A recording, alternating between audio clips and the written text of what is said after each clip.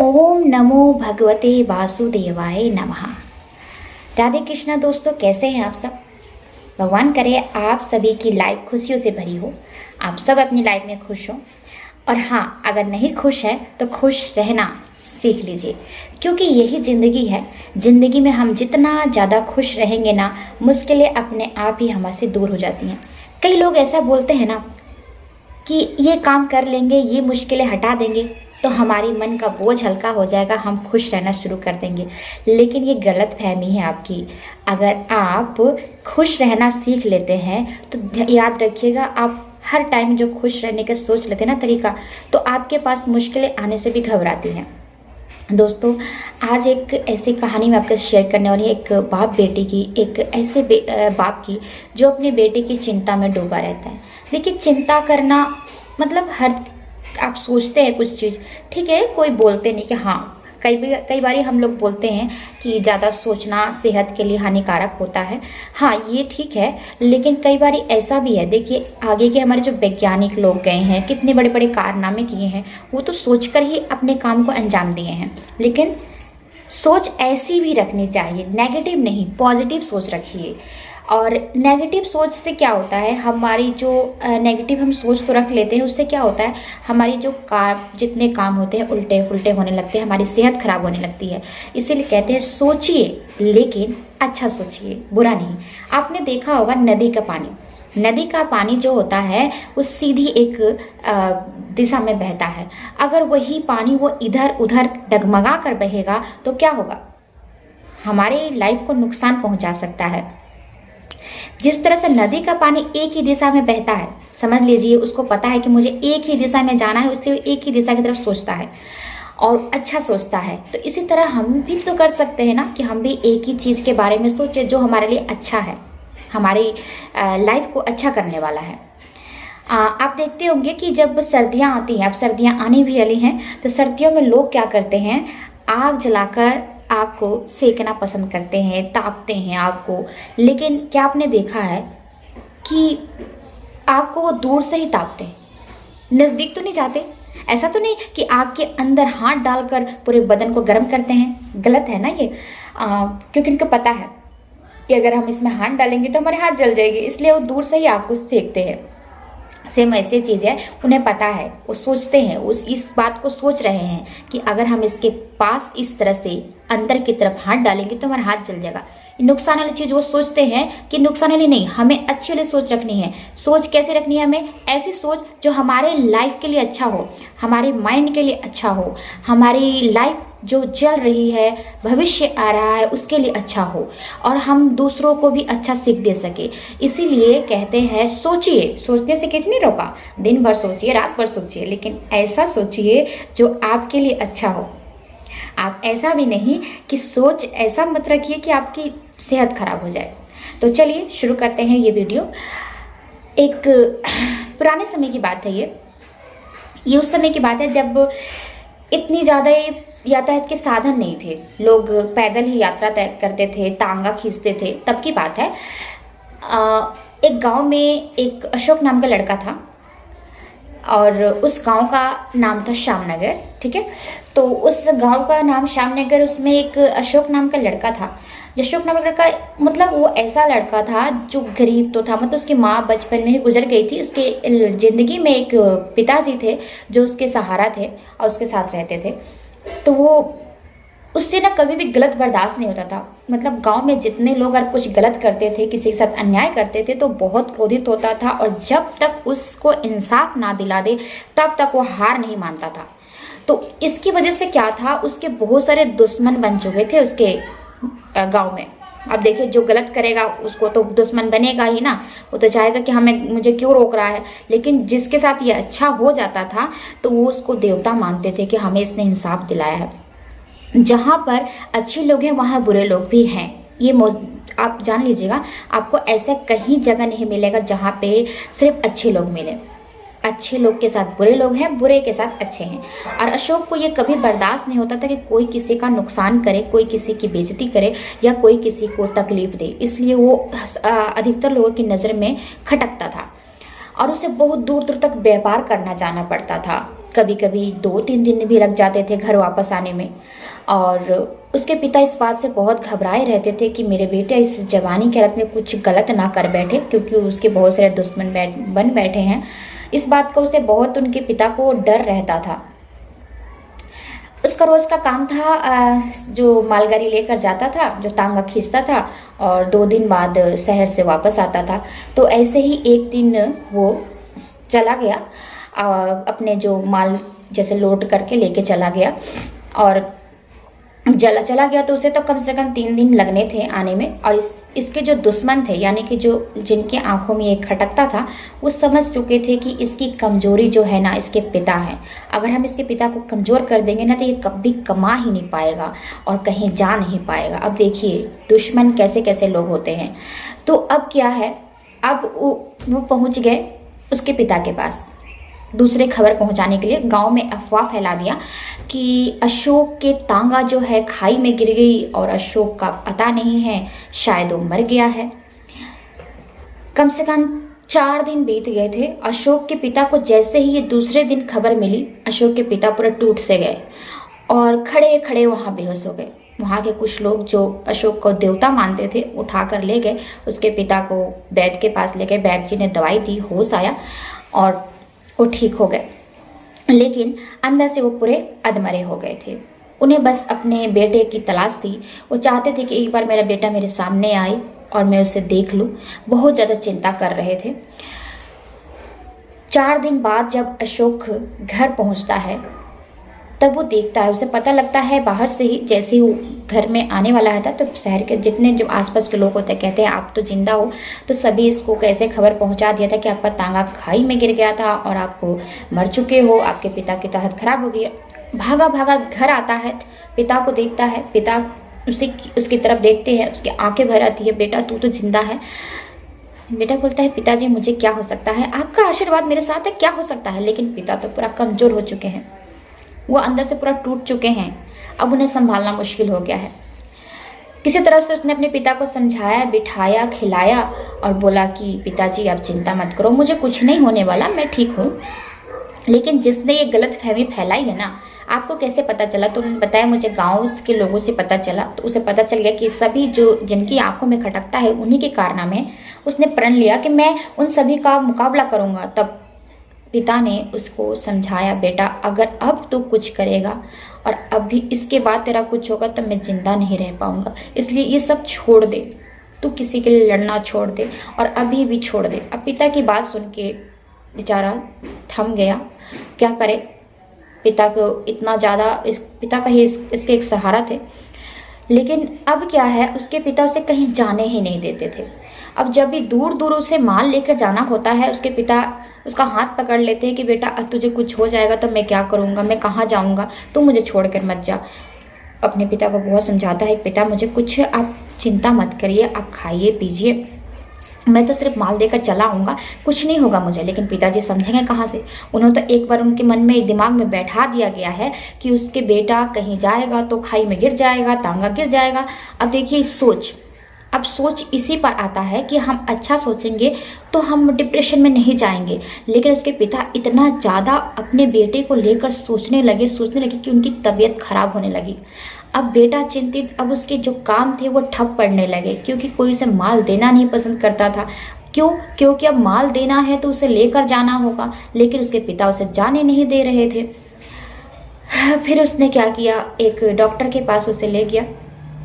अब डॉक्टर जी ने कहा कि आपके पिताजी को कुछ नहीं हुआ है, फिर भी मैं उन्हें एक मेडिसिन दे रहा हूँ, वीकनेस हुई है इसीलिए उनको मेडिसिन दे रहा हूँ। लेकिन यकीन मानिए आपके पिताजी को कुछ भी नहीं हुआ। बेटा उदास लेकर चला आया, पिताजी का ख्याल रखने लगा। कम से कम 1 महीने बीत गए, उसका सारा काम ठप पड़ गया। अब समझ में नहीं आ रहा था वो करे तो करे क्या। अचानक उसके घर एक दिन उसके सबसे बेस्ट फ्रेंड जो होते हैं, पक्के मित्र, पहुँचते हैं। बोलते हैं क्या बात है, तुमने अपना सारा काम काज छोड़ दिया, मैंने सुना है, क्या बात है? तो उसने बताया कि ऐसे ऐसे बात है, पिताजी को कोई बीमारी नहीं है, डॉक्टर बोल रहा है, फिर भी पता नहीं क्यों हमेशा ये वीकनेस होते जा रहे हैं, कुछ खाते नहीं है अच्छे से। ये बात उसके दोस्त को समझ आ गई कि किस वजह से हो रहा है। बोलता है कि तुम अपने पिता को लेकर गाँव के नदी है ना उस किनारे पहुँचो, वहाँ एक बौद्ध भिक्षु हैं, वो तुम्हारे समस्याओं का हल बहुत जल्दी निकाल देंगे। खुश हो जाता है, उसे एक उम्मीद की किरण नजर आती है और अपने पिता को लेकर चल जाता है वहाँ पे एक बौद्ध भिक्षु बैठे ध्यान मगन थे। दोनों बाप बेटे प्रणाम करते हैं लेकिन कोई जवाब नहीं आता। दोनों आसन ग्रहण करते हैं। तब बौद्ध भिक्षु अपनी आंखें खोलते हैं और बोलते हैं, बोलो बेटा, क्या परेशानी है। अब बेटा बोलता है अपने पिता के बारे में कि मेरे पिताजी को ये बीमारी है, क्या करें, आप ही कुछ बताइए। इन हमेशा सोचते रहते हैं, चिंता में रहते हैं और इनकी वजह से मैं कोई काम नहीं कर पा रहा हूँ। काम नहीं करूँगा तो घर कैसे चलेगा, आपको तो पता है इंसान है तो उसे कर्म तो करना पड़ेगा। बौद्ध भिक्षु कहते हैं, बेटा तुम्हारे पिताजी को कोई बीमारी नहीं है, जैसा कि डॉक्टर साहब ने कहा है, बिल्कुल सही कहा है, तुम्हारे पिताजी को कोई बीमारी नहीं है। ये अंदर से बिल्कुल टूट चुके हैं और ये खुद अपना समस्या का हल ढूंढ सकते हैं। इन्हें ठीक होना इनके ऊपर ही है। अगर ये चाहें तो ठीक भी हो सकते हैं और नहीं चाहेंगे तो नहीं ठीक हो सकते हैं। उन्होंने ध्यान से सुनने को बात कहा उस लड़के को और उनके पिता को समझाने के लिए कि देखिए, सोच जो आप कर रहे हैं, सोच रहे हैं, ठीक है सोचिए, लेकिन अपने बेटे की गलत चीज़ों के बारे में मत सोचिए कि मेरा बेटा मर जाएगा कुछ। आप ये सोचिए कि मेरा बेटा तरक्की करने वाला है, तब बहुत जल्दी ठीक हो जाएंगे। आप अपने मन को एकाग्र करिए ये सोचने के लिए कि मुझे क्या सोचना है। मौन रहकर ध्यान मगन रहिए, ईश्वर का ध्यान करिए और मौन रहकर आप ये सोचिए कि आखिर आपकी ज़िंदगी के लिए क्या सही है, आपके बेटे के लिए क्या सही है। फिर आप बिल्कुल ठीक हो जाएंगे, एक पैसा नहीं लगेगा, ठीक हो जाएंगे। फिर उन्होंने कहा कि आप अपने टाइम को ऐसे बर्बाद मत करिए, उसके मन को लगाने के लिए नाच गाना करिए। नाच गाना नहीं तो व्यायाम करिए, वो भी नहीं तो आपके आसपास बच्चे हैं उनके साथ खेलिए। बच्चों के साथ खेलने से हम बचपना हमारे अंदर आ जाता है और हमारा कुछ देर के लिए हमारा मन जो खिल उठता है। फिर उन्होंने बताया कि देखो, अपने मन को एकाग्र करना पड़ेगा आपके पिताजी को, और जब तक ये खुद से नहीं समझेंगे कि मैं ठीक नहीं हूँ, ये ठीक नहीं हो पाएंगे। इन्हें खुद समझना पड़ेगा कि मैं ठीक हूँ। इसके लिए इनका एक ऐसा रचनात्मक कर्म करने को बोलो जो उसमें लगे रहें।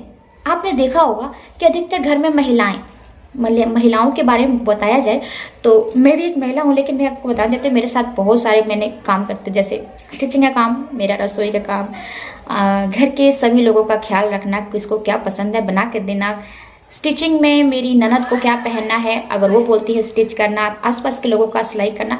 मतलब मैं इस तरह से अपने काम में बिजी रहती हूँ कि मेरे माइंड में कुछ और नहीं चलता। तो महिलाओं की बात किया जाए तो महिलाएं कई होती हैं ना कि बहुत ज़्यादा डिप्रेशन में पड़ जाती हैं, ये सोचकर कि मेरे पति मेरे प्यार नहीं करते, मेरी सासू माँ मुझे ऐसा करती है। तो ये मैं महिलाओं को भी कहना चाहूँगी कि अधिकतर आपने महिलाओं को देखा होगा जो रचनात्मक कार्य करती हैं, जैसे स्टिचिंग का काम करती हैं और सिलाई का काम जो होता है वो अधिकतर क्यों करना चाहती हैं कि इससे उनका मन उसमें लगा रहता है और एक रचना भी हो रहा है, कार्य भी हो रहा है। तो उन्होंने समझाया कि अपने पिता को कुछ रचनात्मक काम दो। जैसे आपके पिता अगर कुछ कुम्हार का, मिट्टी का काम जानते हैं या कोई काम जानते हैं तो उनको उस काम में लगा दो, ताकि उस काम में लगे रहेंगे तो एक तरफ से रचना भी करेंगे और उनका मन भी उसमें लगा रहेगा और ये अंदर से भी खिले खिले रहेंगे। तो जब तक आप अपने मन को एकाग्र नहीं करिएगा, समझ नहीं पाइएगा कि आपको करना क्या है, तो मन ऐसे ऐसे भटकता ही रहेगा। तो उन्होंने ऐसे उनको समझाया, उनके बेटे को और उनके जो पिता है उनको समझाया कि अगर आप ठीक होना चाहते हैं तो आपको अपनी सोच बदलनी पड़ेगी। यानी कि जो सोचते हैं ठीक है, चिंता करते हैं ठीक है, लेकिन ऐसी चिंता मत करिए जो आपको तबीयत खराब कर दे। चिंता करना है तो इस विषय में करिए कि आपके बेटे को कहाँ से कहाँ लेके जाना है। इस चिंता में मत पड़िए कि आपका बेटा का मौत होने वाला है, मृत्यु होने वाला। देखिए, ईश्वर ने जो लिख दिया है ना वो होके ही रहेगा, उसे कोई भी नहीं टाल सकता। चाहे कुछ भी कर लीजिए, जो भाग्य में है वो होके ही रहेगा। लेकिन आप क्यों चिंता कर रहे हैं? आपको चिंता करने से कुछ नहीं मिलने वाला। चिंता करना ही है तो कुछ अच्छा सोच के चिंता करिए, बुरा क्यों सोचते हैं? ये बात लड़के और उनके पिता को अच्छे से समझ आ गया। पिता घर पर आने के बाद इतने आपको इतना ज़्यादा खिला खिला महसूस कर रहे थे, वो समझ गए कि मेरे बेटा ने मुझे सही डॉक्टर के पास ले गया था। और उनके बेटे ने अपने दोस्त का बहुत बहुत धन्यवाद किया। उसके बाद से वो फिर से अपने कारोबार में लग गए और उनके पिता अभी जो उनको काम जैसे खेती बाड़ी करना पसंद था तो उसमें उनके बेटे ने लगा दिया। अब वो खेती बाड़ी का काम देखने लगे। जैसे उन्होंने बहुत सारे रख लिए वहाँ पर काम करने के लिए और उनको सलाह देते थे कि ऐसे करो, खेती ऐसे करो। तो अब इससे क्या हुआ, उनके पिता भी अब काम में लगे, बेटा भी अपना कारोबार करने लगा। धीरे धीरे दोनों का माइंड सेट हो गया। माइंड सेट क्या हो गया कि हमें एक ही दिशा में चलना है, अपने कर्म करने हैं, अपनी सोच पे ध्यान देने लगे कि हमें क्या सोच, नेगेटिव नहीं पॉजिटिव सोच रखना है। इस तरह से दोनों की लाइफ सेट होगी। तो दोस्तों हमें भी ऐसे ही सोच रखना चाहिए, मन को भटकाइए मत। आप जो काम कर रहे हैं ना उसके बारे में सोचिए कि हमें कैसे उसको आगे लेके जाना है, कैसे आगे जाना है।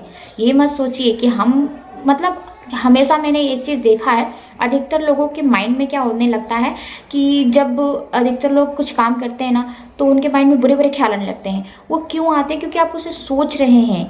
आप उसकी जगह ये सोचिए कि मुझे आगे क्या करना है, मुझे इस काम को कैसे बढ़ाना है, मैं क्या कर सकता हूँ कि सभी खुश हो जाए, या फिर मैं क्या करूँ कि मैं अपना कारोबार बढ़ा सकूँ। ये सब सोचिएगा तो आपका माइंड सेट हो जाएगा। और ये हाँ, बहुत बच्चों ने ये भी कहा कि ये एक दिन करने से नहीं होगा, आपको इसे डेली प्रैक्टिस करना पड़ेगा, जिससे आपकी हैबिट बन जाएगी। जैसे आप सुबह उठते हैं 5 बजे, एक दिन उठने से नहीं होता है, डेली उठिएगा, आपकी खुद ही खुद हैबिट बन जाती है और राइट आपके 5 बजे नींद खुल जाती है। उसी तरह से कोई भी काम करते हैं ना उसे डेली करिए ताकि आपकी उसकी प्रैक्टिस हो जाए। कोई भी काम को करने के लिए प्रैक्टिस की ज़रूरत होती है। प्रैक्टिस हो जाएगी तो आपको आदत पड़ जाएगी।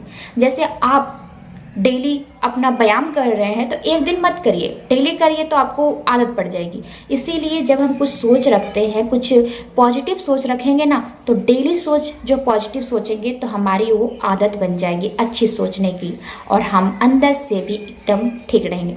दवाई खाने से किसी ने नहीं रोका। अब दवाई खाइए। अगर आप बोलेंगे कि नहीं हम तो बीमार हैं, हम तो दवाई खाएंगे, ठीक है खाइए। बहुत से ऐसे लोग हैं जो उनकी तबीयत खराब रहती है, खाइए, लेकिन ये सोचकर खाइए कि इस दवाई को खाने के बाद आगे मुझे दवाई नहीं खाना, मैं ठीक हो जाऊँ। क्यों? क्योंकि आपको पहले अंदर से स्वस्थ रहना है। बाहर से तो सभी स्वस्थ रहते हैं, अंदर से स्वस्थ रहने के लिए आपको बहुत कुछ करना पड़ेगा। सुबह उठ के व्यायाम करना पड़ेगा, अपना टाइम सेट करना पड़ेगा। सुबह उठने के बाद 1 गिलास गुनगुना पानी, व्यायाम, फिर आपको भीगे हुए चने, जो भिगोए चने होते हैं उसमें सैलड डाल के खाना होगा। हरी सब्जियों पे ध्यान देना होगा। अपने आप को एकदम अंदर से फ्रेश रखने के लिए हमेशा कुछ ना कुछ अलग सोच, यानी काम को कैसे आगे बढ़ाना है इसके बारे में सोचना है। ये नहीं सोचना झगड़े कैसे करने हैं। अधिकतर महिलाएं तो ये सोचती है, लेकिन मैं इस चीज़ में बहुत कम सोचती हूँ। मेरा ध्यान रहता है कि मैं अपने चैनल को कैसे ग्रो कर सकती हूँ। मैं ये देखती हूँ कि मेरे चैनल में किस तरह के वीडियो चलते हैं, मैं वो देखती हूँ। जैसे मेरे अभी तक जो चैनल हैं, स्टिचिंग का है एक चैनल, और एक रसोई का है, एक हमारी भक्ति चैनल है, और ये वाली चैनल है आल्टर डिजाइन का चैनल है। जब मैं सबके बारे में अलग अलग एनालिटिक्स करते सोचती रहती हूँ। मैं सिर्फ इसी बारे में सोचती हूँ कि मुझे कैसे इसको ग्रो करना है। मैं ये नहीं सोचती कि मुझे आज किसी से झगड़े करने हैं, या फिर, क्योंकि सोच जैसा रखिएगा ना आप वैसा ही बन जाइएगा। आज भी आप बिहार में चला जाइए ना, गाँव में, जहाँ मेरा गाँव है, मैं बिहार की हूँ, वहाँ पर अभी चले जाए ना, लोग ताने दे देकर आपको मतलब इतना ताने देते हैं, तुम ऐसी हो, तो मैं उस चीज़ पर ध्यान नहीं देती। जो जितना बोले, मैं ये सोच रखती हूँ कि मुझे कैसे ग्रो करना है, बस। अगर आप ये सोच लेते हैं तो बिल्कुल 100% आप सक्सेस। कभी भी नेगेटिव मत सोचिए, पॉजिटिव सोचिए। तो आज की कहानी, आपको छोटी सी कहानी, मोटिवेशनल स्टोरी जो थी, वो कैसी लगी है बताइएगा ज़रूर, और मेरे विचार कैसे लगे आपको ये भी बताइएगा। तो चलिए आपसे मिलती हूँ अगली वीडियो में, तब तक के लिए आज्ञा दीजिए। धन्यवाद। राधे कृष्णा।